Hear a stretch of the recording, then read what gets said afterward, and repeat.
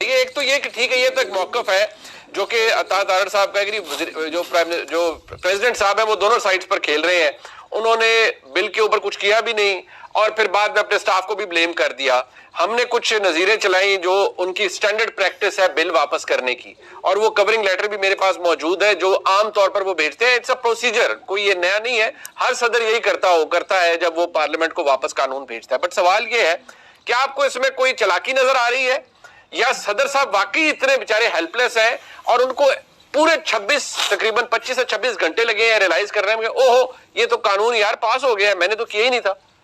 منیب صاحب، اگر تو یہ ڈاکٹر عارف علوی نامی کسی شخص کا معاملہ ہے تو مجھے اور آپ کو انٹرسٹ کوئی نہیں ہے، نہ عطا بھائی کو کوئی انٹرسٹ ہوگا، نہ کسی اور کو کوئی انٹرسٹ ہوگا. یہاں پر ایشو یہ نہیں ہے کہ ڈاکٹر عارف علوی نے کیا کیا یا کیا نہیں کیا. اہم پرابلم یہ ہے کہ آپ کے دستور نے جس ایک شخص کو مکمل امیونٹی دی ہے اس کا نام ہے صدر مملکت. ٹھیک ہے، صدر پارلیمنٹ کا حصہ ہے. سینٹ، قومی اسمبلی اور صدر مل کے پارلیمنٹ بناتے ہیں. آپ کے پارلیمنٹ کے 2 ایوان ایک بل پاس کرتے ہیں اور وہ صدر کی خدمت پہ چلا جاتا ہے اور صدر اس پہ آبزرویشن دینے کا کہہ دیتا ہے. ٹھیک ہے، اور آبزرویشن نہیں دی جاتی تو اس کا مطلب یہ ہے کہ آپ کا پورا جو پارلیمنٹری سسٹم ہے، جو آپ کے ریاستی نظم کی جان ہے، وہ خطرے میں ہے. یہ ایک کرائسس ہے. یہ ڈاکٹر عارف علوی میرے ساتھ کیسے ہیں، آپ کے ساتھ کیسے ہیں، وہ اچھے تھے، وہ برے ہیں، یہ اب بحث نہیں ہے. بحث یہ ہے کہ صدر مملکت کے عہدے پر فائز شخص نے ایک متعین بات کی ہے. اس نے کہا ہے کہ یہ 2 قوانین ان کے بارے میں میری ہدایت یہ تھی کہ ان کو واپس پارلیمنٹ کو بھیج دیا جائے. مجھے یقین دلایا گیا کہ ہاں یہ واپس چلے جائیں گے اور واپس بھیج دیے گئے ہیں، لیکن ایسا نہیں ہوا.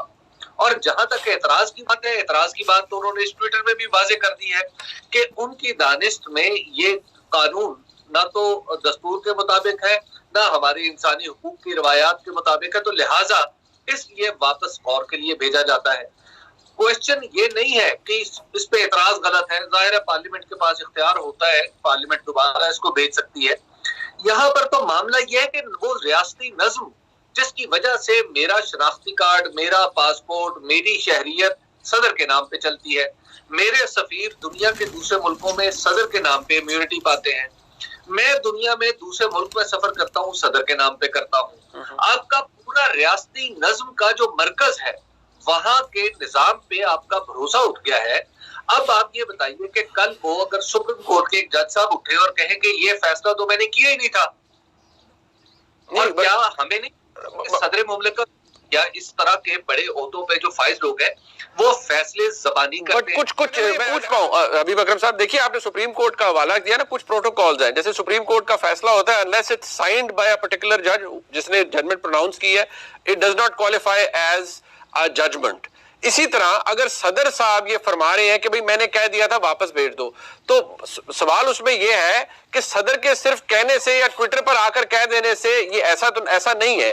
یہ آپ بھی سمجھتے ہیں, میں بھی سمجھتا ہوں کہ جو ریفرل لیٹر ہے جس کی مثالیں موجود ہیں اور میں نے کوٹ بھی کی ہے کہ صدر مملکت کے دفتر سے اگر کوئی چیز واپس جاتی ہے تو صدر مملکت کا ریفرل لیٹر ان کے سامنے رکھا جاتا ہے, صدر مملکت اس کا جائزہ بھی لیتے ہیں, صدر مملکت یہ بتاتے ہیں کہ یا تو مجھے اس کی شکل پسند نہیں آئی اس بل کی, یا اس کے اندر یہ ایک سکم موجود ہے میری نظر میں, اس لیے میں اس کو ایڈریس کر رہا ہوں to the prime minister of Pakistan کہ واپس جائے اور پارلیمان کے اندر جائے. ہمارا سوال یہاں پر یہ ہے کہ بے شک یہ عارف علوی جو ایک ڈاکٹر عارف علوی ہیں ان سے تعلق نہیں رکھتا, پر وہ عارف علوی صاحب آج میرے ملک کے صدر ہیں, آپ کے اور میرے صدر ہیں, ان کے دفتر سے اگر یہ واپس گیا ہے تو اس کا کوئی ایویڈنس ہوگا. وہ چوز کرتے ہیں ٹویٹر پر آ کر یہ کہنا کہ نہیں بھائی میں نے تو واپس بھیج دیے تھے. سر کوئی پروٹوکول تو ہے نا, has he followed the protocol? If he has, then there has to be an evidence. منیب صاحب, ٹویٹر جو ہے وہ ایک ریسنٹ چیز ہے, ٹھیک ہے, ٹویٹر پروٹوکول کا حصہ نہیں رہا. سرکاری پروٹوکول ایک الگ ضابطے پہ چلتا ہے. سرکاری پروٹوکول میں آپ بھی جانتے ہیں, میں بھی جانتا ہوں, بے شمار چیزیں صدر کے نام پہ اور وزیر اعظم کے نام پہ جاری ہوتی ہیں. وہ شروع کہاں سے ہوتی ہیں؟ ٹھیک ہے, پریزیڈنٹ اور prime minister is pleased to announce such and such, اور اس پہ دستخط ان کے پرنسپل سیکرٹری کے ہوتے ہیں یا متعلقہ سیکرٹری کے ہوتے ہیں. یہ ہوتا ہے, یہ ہے پروٹوکول جس سے ہم آگاہ ہیں. جب صدر نے یہ حکم دے دیا کہ کہا کہ جناب اب آپ یہ لے کے جائیں واپس پارلیمنٹ کو بھیجیں، تو وہاں پر ہمارا دستور کہتا ہے ختم. پاکستان میں صدر کو یہ اختیار حاصل ہے کہ وہ ان جو خالصتاً ان سے منسلک ہیں وہ نہ کسی کی رائے کا پابند ہے، بلکہ اس نے جو کہہ دیا وہی فیصلہ ہے. یعنی مستند ہے میرا فرمایا ہوا، ہر شے پہ میں چھایا ہوا. زبانی کلامی اگر سٹیٹ چلنی ہے تو پھر سسٹر دفتر بند کر دیں. یعنی اگر وہ کہتے ہیں نا صدر کے نام پہ بہت سی چیزیں سیکشن افسر بھی کر دیتا ہے. نہیں کر دیتا ہے. صدر نے جب کہہ دیا کہ یہ بل واپس کر دیں، صدر کو ایک نوٹ پٹ اپ ہونا تھا. چلیں حبیب اکرم صاحب کا آرگیومنٹ مان لیتے ہیں، صدر نے کہا یہ واپس چلا جائے. صدر کا سیکرٹری جب وہ نوٹ لے کے نہیں آیا، کیونکہ یہ سیکرٹری نہیں کرتا، بلز کا return is signed by Arif الوی himself. یہ وہ نوٹیفیکیشن نہیں ہے جو سیکرٹری ٹو پریزیڈنٹ نے کرنا ہے یا بیوروکریسی نے کرنا ہے. میں آپ کو بھی فیڈرل پبلک سروس کمیشن کا بل دکھا دیتا ہوں، وہ ریٹرن کیا گیا ہے صدر کے دستخط کے ساتھ. قانون بنانے کا اختیار صدر کا ہے، اس کو اسینٹ دینا یا واپس کرنا سیکرٹری نہیں کر سکتا. یہ چھٹی کی پرناؤنسمنٹ نہیں ہے کہ 23 مارچ کو چھٹی ہوگی، president is please to announce دس. اچھا چلے ایسے نہیں ہوتا. جی حبیب صاحب میں اس آرگیومنٹ کو مان لیتا ہوں، جس طرح عطا کہہ رہے ہیں بالکل ایسا ہی ہوتا ہوگا. لیکن جناب عالی، ہمارا دستور کہتا ہے کہ صدر کا ایکسپلیسٹ اسینٹ چاہیے. جی، اور صدر ایکسپلیسٹلی کہہ رہے ہیں کہ میں نے اسینٹ ہی نہیں دی. ٹائم گزرنے کے بعد، ٹائم لمٹ ہے نا اس کی اسینٹ کی، 10 دن کے بعد تو نہیں کہہ سکتا میں نے نہیں دی. یعنی صدر نے وہ 10 دن. عطا بھائی، یہ اب کیس عطا اور منیب بھائی آپ دونوں وکیل ہیں.